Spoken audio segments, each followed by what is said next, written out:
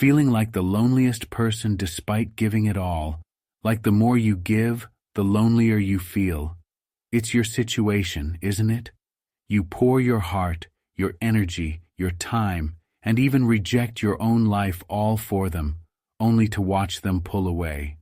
You might be feeling confused and unfairly treated, like loving them, caring for them, being there for them while setting aside your own dreams, your own identity, is somehow a mistake. Let me be brutally honest. The problem isn't in your care. It's how that care is being perceived. When you place someone at the center of your universe, you may think you're showing love, but what they see is something else entirely.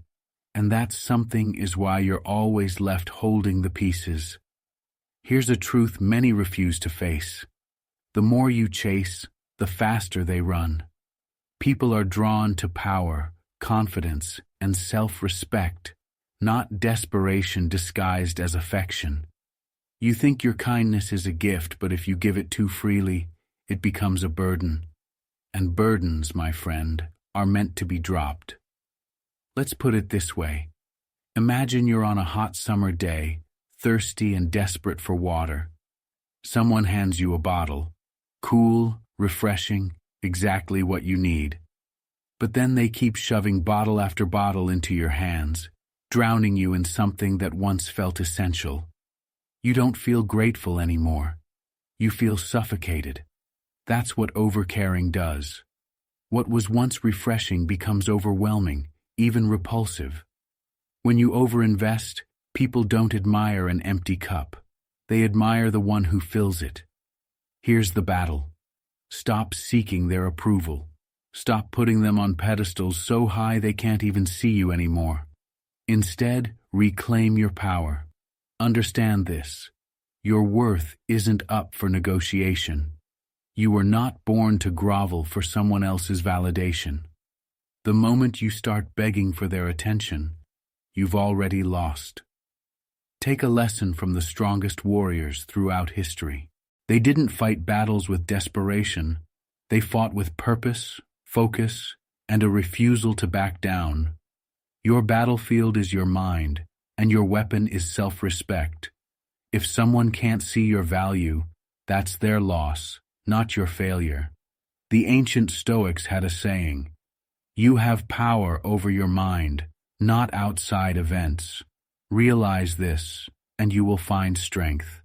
They understood what so many miss today. The only thing you can truly control is yourself. So why waste energy chasing someone who doesn't value what you bring? Instead, turn that energy inward. Build yourself up. Let them see what they lost when you stopped chasing. Picture this. A lion doesn't beg for attention. It doesn't whimper or chase after anyone. It stands tall, unbothered, commanding respect just by being. The prey runs, the lion walks. If someone can't see your worth, why would you lower yourself to convince them? Be the lion. Let them feel the void when you remove yourself from their lives. You might be thinking, but I can't just stop caring. And you're right. Care deeply, but care wisely. Love doesn't mean losing yourself. It means knowing when to stand firm, when to walk away, and when to let your silence speak louder than words. Your life is your stage. Stop giving someone else the script to write your story. And here's the kicker. When you shift your focus away from chasing and start building a life that's full, passionate, and unapologetically yours, you won't need to convince anyone to stay. They'll see what they're missing, and trust me, they will regret it. Say it with me now. I am enough. Let those words sink in. No, don't just think it. Declare it. Drop it in the comments right now. I am enough. This is more than an affirmation. It's a battle cry. You don't need anyone else's approval to feel whole. You are your own validation, your own strength, your own masterpiece. Say it. Own it. Live it. This is just the beginning. What you're about to uncover in this video will shake the way you see relationships, the way you see yourself, and, most importantly, the way you command respect. Stop playing small. Stop begging for scraps of affection. You are the prize, and it's time you start acting like it.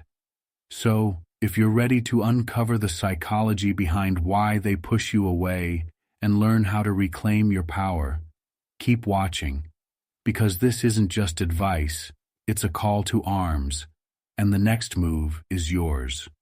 Drop it now in the comments if you have not already. I am enough. Point 1. Attachment is a one-way ticket to rejection. So folks, let's get real. You did everything for them, out of love, out of attachment, hoping they'd feel the same. And yet, they pushed you away. Why? Because the truth is, attachment isn't connection, it's desperation wearing a mask. Attachment says one thing loud and clear: you're the reason I exist. Without you, I'm nothing. It's not romantic, it's suffocating. Imagine a flame. If you cover it with too much kindling, you don't make it burn brighter, you snuff it out. That's what excessive attachment does. It douses any spark of attraction, replacing it with the heavy weight of obligation. Nobody wants to feel like they're someone's lifeline. That's not love. It's pressure. And pressure makes people run. Here's a harsh truth. People aren't attracted to neediness. They're drawn to confidence, to someone who can stand tall on their own. When you cling too early, too hard, you're not showing them your value. You're showing them your emptiness. And emptiness repels. They don't walk away because you care. They walk away because the way you care feels like a cage. Here's a story I came across on an online forum that drives this point home. A guy shared his experience of dating someone he was head over heels for. He described how, within a week of meeting her, he rearranged his life for her, canceling plans with friends, texting her constantly, and always being available. He thought he was being the perfect partner. At first, she seemed flattered by the attention, but soon, things began to change. She became distant, stopped replying to his messages as quickly, and avoided making plans. When he confronted her, she admitted she felt overwhelmed and trapped. She told him, "It feels like I can't breathe. You're always there, and it's too much." That's when it hit him. His constant presence wasn't comforting, it was suffocating. He wasn't giving her space to miss him, to wonder about him, or to want him. His attachment had become a burden she couldn't carry. The story ended with him realizing that his worth shouldn't depend on someone else's validation. It's a hard lesson, but one we all need to learn. Love doesn't thrive in desperation. It flourishes in freedom. Think about it. Attachment screams scarcity. It says, "I have nothing else going for me, so I'm putting all my chips on you." That's not attractive. It's unsettling. Nobody wants to be someone else's entire world. It's too much to carry. People are drawn to those who have their own lives, their own passions, and their own strength. The moment you make someone your everything, you become nothing to them. Here's where it gets tough. You're thinking, "But I care so much. How can I not show it?" Caring isn't the problem. It's the way you care. True connection comes from abundance, not from a place of needing them to complete you, but from being so full within yourself that you invite them to share in your world, not define it. Let me put it another way. Attachment is like an anchor, heavy, unyielding, and dragging you down. But when you let go of that weight, you don't just set yourself free. You give them the space to come closer. A ship doesn't sail toward a storm. It sails toward clear skies. Be the calm they want to move toward, not the storm they need to escape. Here's the truth. A lion never has to chase attention. It commands it just by existing. Let that roar echo in your mind. When you stop chasing, When you stop bending over backward to be noticed, something remarkable happens. You create space for others to recognize your value without you screaming for it. The lion doesn't plead for respect. It walks with purpose, and the world notices. That's the energy you need to channel. Attraction has never been about convincing someone to stay. It's not about grand gestures or proving your worth with endless sacrifices. It's about living a life so full, so magnetic, that others can't help but want to be part of it. This doesn't mean you play games or act indifferent. It means you stop tying your sense of worth to someone else's validation. Your purpose, your passions, and your confidence. That's the gravitational pull that draws people in. Stop trying to sell yourself.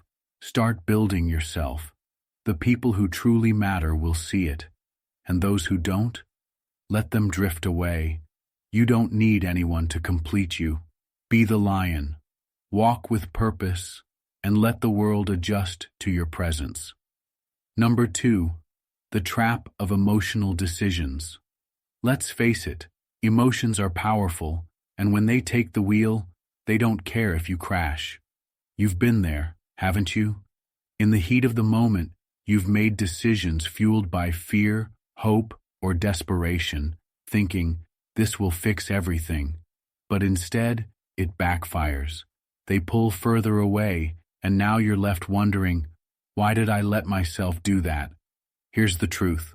When you let emotions dictate your choices, you're not showing love. You're showing instability. Imagine trying to build a house on quicksand. No matter how strong the materials are, the foundation is too unstable to hold. That's what emotional decision-making does to your relationships. It sends a message that you lack control over yourself. And if you can't handle your own emotions, how can you be a reliable partner? Think about it. Every time you cancel your plans to accommodate them, send that extra text after being ignored, or overreact to their coldness, you're handing them the power to define your worth. And here's the kicker. Nobody respects someone who is tossed around by their own feelings. They don't see devotion, they see weakness. Let me share a story. On a forum, a woman shared how her partner used to rearrange his entire life for her. If she mentioned she was stressed, he'd drop everything, even if it meant jeopardizing his own goals. At first, she appreciated it, but soon, it felt like he was sacrificing his life just to keep her happy. She began to wonder, if he doesn't respect his own time, how can he expect me to respect it? Slowly, her feelings changed, not out of cruelty, but because his lack of emotional discipline made her feel like she was carrying the weight of both their lives. She didn't want that responsibility, so she walked away. The lesson is clear. Emotional decisions don't strengthen bonds, they weaken them. They send the message that you're prioritizing your feelings over reason, and people don't trust someone who can't trust themselves. Here's the brutal truth. When you let emotions take over, you're playing roulette with your dignity. Reacting out of desperation, whether it's begging them to stay, showering them with apologies, or over-explaining yourself, doesn't make them love you more. It makes them see you as unstable, someone they can't rely on. And reliability, not volatility, is what creates real connection. But how do you stop? How do you break free from this trap when your emotions feel like they're screaming louder than your logic? Start with this. Pause. When you feel the urge to act, to text them again, to make a rash decision, stop yourself. Take a deep breath and ask, am I making this choice from a place of strength or a place of fear? 9 times out of 10, emotional decisions are fear in disguise. Fear of losing them, fear of being alone, fear of not being enough. Here's the mindset shift. Emotions aren't the problem. Letting them dictate your actions is. Your feelings are valid. They're signals, not commands. Feel them. acknowledge them, but don't let them decide your next move. That's where your power lies, in mastering yourself. Remember this: a strong mind doesn't follow the storm, it becomes the eye of it. When you choose logic over impulse, calm over chaos, you show strength. And strength is magnetic. It draws people in because it's rare.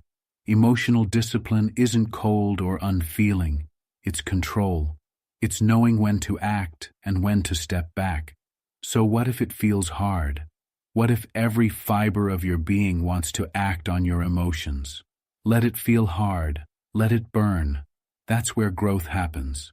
Growth isn't about avoiding discomfort. It's about leaning into it and coming out stronger. Every time you feel the pull to make an emotional decision, remind yourself, I am in control. Drop it in the comments loud and clear. I am in control. Because here's the truth. The moment you stop letting your emotions dictate your choices, you stop being a prisoner to them. You become the one steering the ship. This is your turning point. Stop being the storm and start being the calm within it. Let them feel the power of your restraint, your strength, your clarity. That's what sets you apart. That's what they'll notice. And when they do, they won't forget it. Number 3. Why strength matters more than love. Here's a truth that might sting. Love isn't enough. You can love someone with every fiber of your being, but if you lack strength, emotional, mental, and even physical, it won't matter. Because love without strength is like a beautiful ship with no anchor. It drifts, it wavers, and eventually, it sinks. Strength, not love, is what holds everything together. Think about it. When was the last time you felt truly drawn to someone who couldn't handle life's challenges? Someone who cracked under pressure or fell apart the moment things got tough? Probably never. That's because people aren't drawn to those who crumble. They're drawn to those who endure. Love might light the spark, but it's strength that keeps the fire alive. Here's a metaphor to hit this home. Love is the sails on a ship. It's beautiful. It moves you forward. But strength is the hull. Without it, the whole thing collapses the moment a storm hits. And life always brings storms. People don't want someone who only shines when it's sunny. They need someone who can weather the darkness and still keep moving. Let me tell you a story. On a forum, a man wrote about how his relationship fell apart when his partner saw him fall into a cycle of dependency. He lost his job, which was tough, but instead of fighting his way out, he spiraled. He leaned on her for everything: validation, support, even decision-making. He thought his vulnerability would bring them closer, but instead, it pushed her away. She told him, I can't be strong for both of us all the time. I need to know you can stand on your own. That's the harsh reality. People don't leave because you're vulnerable. They leave because you refuse to rise from it. Strength isn't about never falling. It's about getting back up, over and over again. Strength is attractive because it signals stability. It says, I can handle myself and I can handle life. Love without strength can feel like a house of cards, fragile, unsteady, always one breath away from falling apart. Strength, on the other hand, is the foundation. It's what gives people the confidence to trust you, to rely on you, and to love you deeply. But strength isn't just about being tough or stoic. It's about balance. It's the ability to feel deeply without losing yourself, to face challenges without falling apart, to give love without becoming dependent on it. That's what makes strength so powerful. It's not about shutting people out. It's about standing firm no matter what comes your way. Here's the truth. Love may open the door, but strength keeps it standing. Let that sink in. You don't need to be invincible, but you do need to be unshakable. Not for them, for yourself. Because if you don't respect your own strength, why should anyone else? If you're thinking, This feels impossible. Good. That's where transformation starts. Strength isn't given, it's built. It's built in the moments when you want to break, but choose to hold on. In the moments when you'd rather give up, but push forward anyway. Strength is earned, not handed to you. Every time you're tempted to rely on someone else to hold you together, remember this. You are your own foundation. Say it loud, say it clear. I am unshakable. Drop it in the comments right now. I am unshakable. Because the moment you own your strength is the moment everything changes. Stop thinking love is enough. Build your strength. Be the person they can rely on. Not because you need them, but because you've already built a life so solid, so strong, that they'll want to be part of it. That's why strength matters more than love. That's what makes you unforgettable. Number 4. Why trying too hard makes you invisible. Let's be real, effort is good, but over-effort. That's where everything goes wrong. You've been there, haven't you? You bent over backward, showed up every time they called and thought, if I just do a little more, they'll see my worth. But instead of pulling them closer, you felt them slipping away. Why? Because trying too hard doesn't make you visible, it erases you. Imagine a spotlight shining on you, highlighting your strength, your confidence, your individuality. Now picture yourself frantically waving your arms, jumping up and down, screaming for attention. Do you think anyone respects that energy? Of course not. Instead of making them notice you, you come off as desperate, needy, and unremarkable. Trying too hard is like a magician giving away the trick before the act even starts. There's nothing left to admire. Here's the harsh truth. People don't value what's shoved in their face. They value what feels earned. When you try too hard, you're essentially saying, I'll do anything to be noticed, and that screams insecurity. It's not attractive. People aren't drawn to those who sacrifice their dignity for a chance to be seen. They're drawn to those who command attention effortlessly. Let me tell you about someone from an online forum. This guy shared how he went above and beyond for a woman he was dating. He'd show up uninvited with gifts, always agree with her opinions, and constantly rearrange his schedule to fit hers. At first, she was flattered, but over time she lost interest. When she ended things, her words cut deep. You never gave me the chance to miss you. You were always there, too much. That's when he realized his mistake. He wasn't showing her love, he was overwhelming her with it. Here's the thing. When you try too hard, you eliminate mystery. You make yourself predictable, and predictability breeds boredom. Nobody falls for the person who's always available, always agreeable, and always desperate to please. People are drawn to those who have a life of their own, passions of their own, and confidence that doesn't rely on someone else's validation. Let me put it this way. Trying too hard is like overwatering a plant. At first, it looks like care, but soon it drowns. Relationships are the same. They need balance, space, and room to grow. When you're constantly chasing, constantly proving, you suffocate the very connection you're trying to build. The solution? Stop chasing. Stop proving. Focus on being. When you show up as someone secure in your own skin, you become magnetic. People notice when you walk into a room without begging for attention. They're drawn to your calm confidence, your sense of purpose, and the fact that you don't need them to feel whole. Here's a quote to remember. Respect is earned in your absence, not in your presence. Let that sink in. It's not about how much you do for someone. It's about how they feel when you're not there. Do they miss you? Do they wonder about you? Or have you made yourself so available that there's nothing left to discover? If this feels hard, let it. Growth isn't supposed to be easy. Every time you feel the urge to overextend yourself, pause. Ask yourself, am I doing this because I want to, or because I'm afraid they'll forget me if I don't? That's the difference between confidence and insecurity. Choose confidence. Say it with me.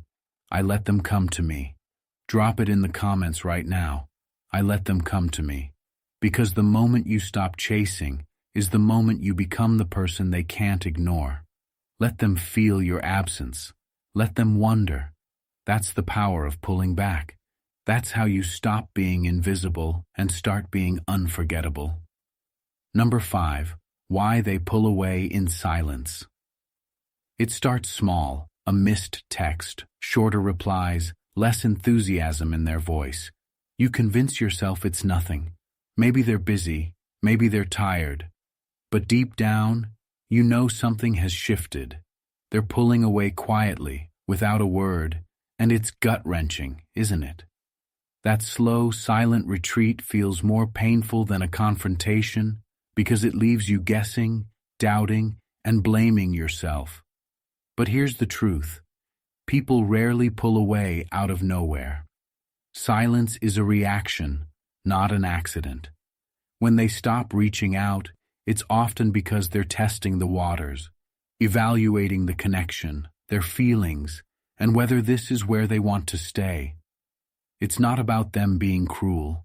It's about them seeking clarity, often without realizing the damage their silence causes. Imagine a candle quietly burning out. No dramatic flicker, no final burst of flame. It just fades, leaving nothing but an empty wick. That's what pulling away in silence feels like. It's rarely a sudden decision. It's the result of unmet needs, doubts, or emotional overwhelm slowly piling up. Here's the part no one likes to admit. Sometimes you contribute to the silence. Maybe it's over-persistence. Maybe it's putting too much weight on the connection. When someone feels overwhelmed, unmet, or smothered, their natural instinct is to withdraw. They don't always explain because they're not sure how, or they're afraid the truth will hurt more than the silence itself. On an online forum, someone shared a heartbreaking story about their partner pulling away without warning. The relationship started off strong, full of passion and excitement, but over time, he realized he was always the one initiating conversations, planning dates, and making sacrifices.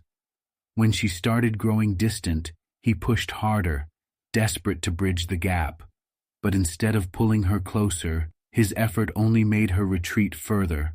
One day, she stopped responding altogether. Her silence wasn't sudden. It was the culmination of doubts she never voiced and feelings she didn't know how to express. The lesson here is painful but powerful. You can't force someone to stay. Silence isn't an invitation to chase. It's a signal to reflect. When they pull away, the worst thing you can do is panic and push harder. That only amplifies their doubts. Instead, step back. Respect the distance. Let them decide if they want to return. Here's a hard truth. When someone's silence speaks, listen to it. It's not always about you. Sometimes people need space to figure out what they want. Sometimes their silence has nothing to do with you at all. But you'll never know if you don't give them the room to find their answers. Every time you feel the urge to fill the silence, remind yourself, I respect their space. Drop it in the comments. I respect their space. Because true strength isn't about holding on tighter. It's about knowing when to let go and trusting that what's meant for you will always find its way back. Number 6, it's all about how you make them feel. Here's something no one tells you. People don't stay because of what you do for them. They stay because of how you make them feel. It's not about checking boxes, being the most attractive, or saying all the right things. At the end of the day, it's the emotional experience you create that keeps them coming back. Think about it. Have you ever been around someone who seemed perfect on paper, but left you feeling flat, disconnected, or bored? Or someone who didn't meet all your standards, but made you feel alive, seen, and understood? That's the difference. People don't remember the details. They remember the emotions. Imagine a roller coaster. It's not the structure or the mechanics that make it memorable. It's the adrenaline, the excitement, the thrill. Relationships are no different. If every interaction with you feels predictable, lifeless, or heavy, the spark fades. But if they feel joy, curiosity, excitement, and even a little challenge, they'll be drawn to you like a moth to a flame. Here's a story I came across on a forum. A woman shared how she lost interest in a partner who did everything right. He was polite, dependable, and always available, but she felt nothing. There was no excitement, no spark. She said, "It felt like I was dating a checklist."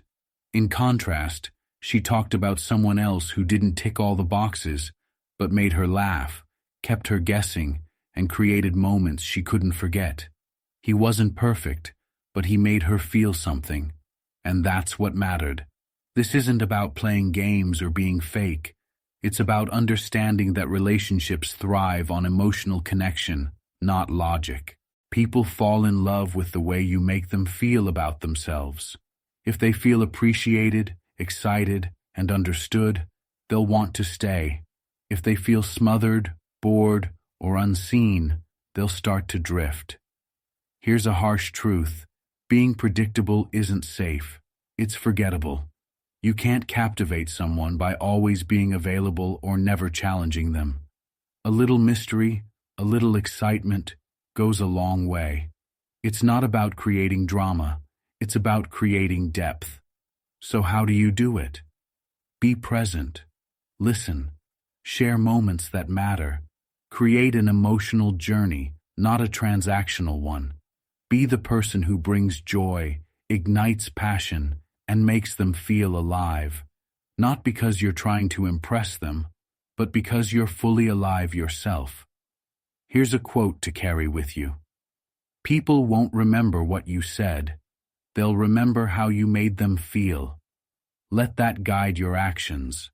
Focus on the connection, the emotions, the experience. Every time you interact with someone, ask yourself, am I adding value to their life? Am I creating an experience they'll want to remember? And when you doubt, remind yourself, I create unforgettable moments. Drop it in the comments. I create unforgettable moments. Because when you focus on how you make them feel, they'll never forget you. Number 7. The magnetic power of mystery. There's something captivating about the unknown, isn't there? Think about the last time you couldn't quite figure someone out, their energy, their confidence, the way they carried themselves. It all pulled you in like gravity. That's the magnetic power of mystery. When someone's life feels like a story with chapters you haven't read yet, you can't help but want to turn the page. But when everything's laid out from the start, it's like picking up a book where you already know the ending. Boring, predictable, forgettable. When you focus on yourself, your goals, your growth, your journey, you naturally create that magnetic aura. It's not about pretending to be interesting. It's about being interesting. Here's a quote to carry with you. The unknown is always more alluring than the obvious. Let that guide your interactions. Keep some parts of your life private. Let people discover you at their own pace. When you stop trying to explain yourself or win someone over, you become infinitely more intriguing. But what if you're worried they'll lose interest if you're not constantly available? Let me remind you, mystery isn't about ignoring someone or playing hard to get. It's about creating a balance. Be present, but don't be predictable. Share enough to connect, but leave enough unsaid to keep them curious. That's where the magic lies. Every time you feel the urge to overshare, ask yourself, Am I adding to the connection, or am I giving away too much? Pull back, let them lean in, and watch how the dynamic shifts. Mystery isn't manipulation. It's confidence in knowing you don't have to prove yourself to anyone. Here's your affirmation. I am worth discovering. Here's the hard truth. When you make yourself an open book, giving away every thought, every move, and every part of your life, you don't create closeness. You kill curiosity. Mystery is what keeps people intrigued, wondering, and invested. It's not about playing games. It's about being someone worth discovering. Imagine walking into a room and seeing two doors. One is wide open, showing you exactly what's inside. The other is cracked just enough to make you curious about what's behind it. Which one do you approach first? The one that leaves something to the imagination, right? That's what mystery does. It draws people in by leaving just enough unsaid. Here's a story I came across online. A guy shared how his dating life transformed when he stopped oversharing. In the past, he would lay everything on the table from the start. His goals, his struggles, even his deepest insecurities. He thought honesty would make people feel closer to him, but instead, it pushed them away. Then he tried something different. Instead of talking endlessly about himself, he listened more, revealed less, and let them wonder about his life. Suddenly people were leaning in, asking questions, wanting to know more about him. The change? He became a mystery, and people couldn't resist figuring him out. Mystery isn't about withholding who you are. It's about revealing yourself in layers. It's about letting someone earn the deeper parts of you instead of giving it all away up front. Think of it like a great movie. It doesn't show you everything in the first 5 minutes. It builds tension, reveals plot twists, and keeps you guessing until the very end. That's what makes it unforgettable. The key to creating mystery lies in how you live your life. Are you constantly chasing them, making yourself overly available? Or are you living with purpose, following your passions, and letting them come to you? People are drawn to those who have a life worth wondering about.